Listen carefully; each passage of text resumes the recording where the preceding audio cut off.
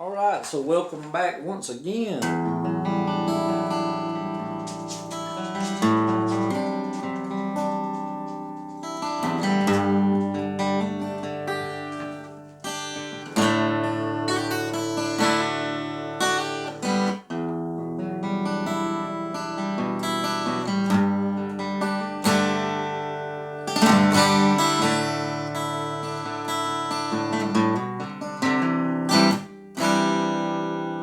So a simple chord progression: E minor,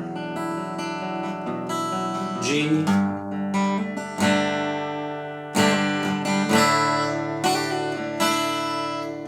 D, that was D, C.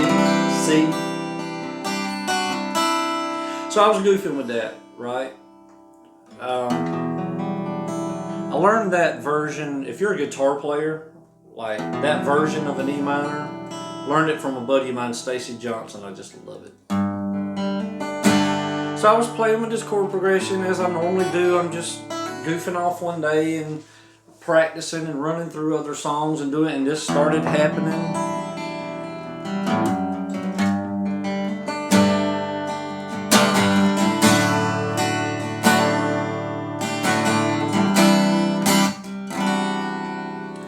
And then as you would,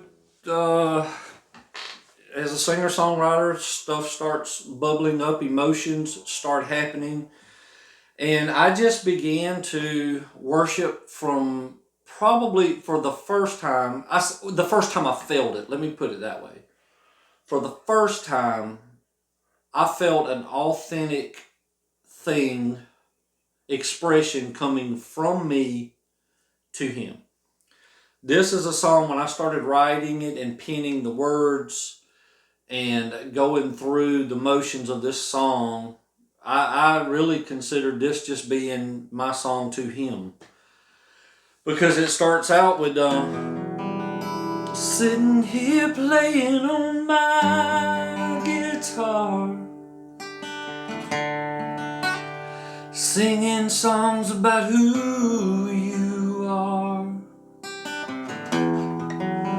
of holiness and purity,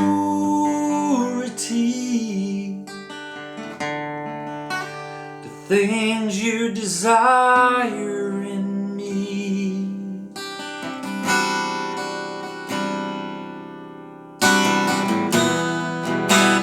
Holy, holy, holy, Lord God Almighty, was and is to come. Holy, holy, holy, Lord God Almighty, was and is to come. I'll sing this song. And that's how it kind of started.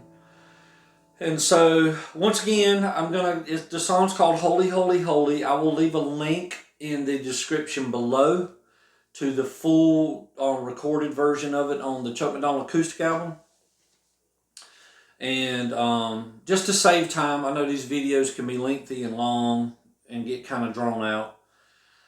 So anyway, I started with that, just my heart crying out to him. God, I've got a guitar, and here I am. It's Chuck. And I'm going to sing about you, and I'm going to love on you, and I'm going to worship you because you're my Father.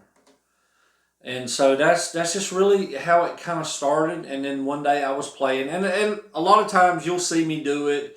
It just became a habit of playing in front of people where I just close my eyes and I forget about the people and I focus on who I'm singing to. So it becomes habit to just close my eyes and get lost in it. So I did that one day in my room, right by myself, just playing. And, I was working on this song, playing this song. I'd written out the words, was going through the motions of the song. And it was like I had a vision in a moment of where, like, I was sitting in front of the Father on his throne, angels flying around, six-winged creatures flying around, and elders bowing down and worship to him, like the picture in Revelation, paints, that gives those words. They were crying, holy, holy, holy to the Lord.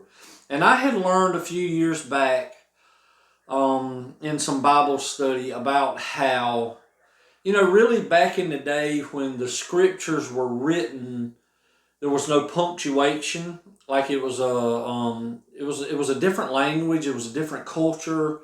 We sometimes read the Bible and we read it in our American lens, and that's, I try to get out of that, and this was one of those moments where I had learned where, they didn't have punctuation. So there wasn't a lot of saying something with an exclamation point at the end, or a comma, or a period, or colon, semicolon, quotations, things like that weren't a part of that language.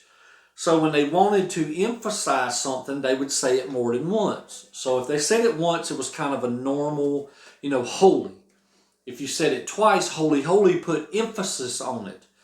And the biggest emphasis you could ever put on it, screaming at the top of your lungs, was to say it 3 times. So the angels saying holy, holy, holy was like, they were just like, holy, holy, holy. Like, this is just the most holy thing I've ever seen. It put a lot of emphasis on it. So I was caught in that moment, visualizing in my mind. And in the vision, I saw just a line of people on each side of me. And I remember in prayer asking the Father, what did that symbolize? What did that represent? Like, I have a lot of visions and dreams, so I stay in prayer about those things. And I can remember the Father speaking to me and saying, Chuck, these are people who have written songs called Holy, Holy, Holy as well. We were privied into a moment of all creation crying holy, holy, holy. And there's tons of songs out there that are holy, holy, holy that I love to sing. And that's how I learned a lot of that.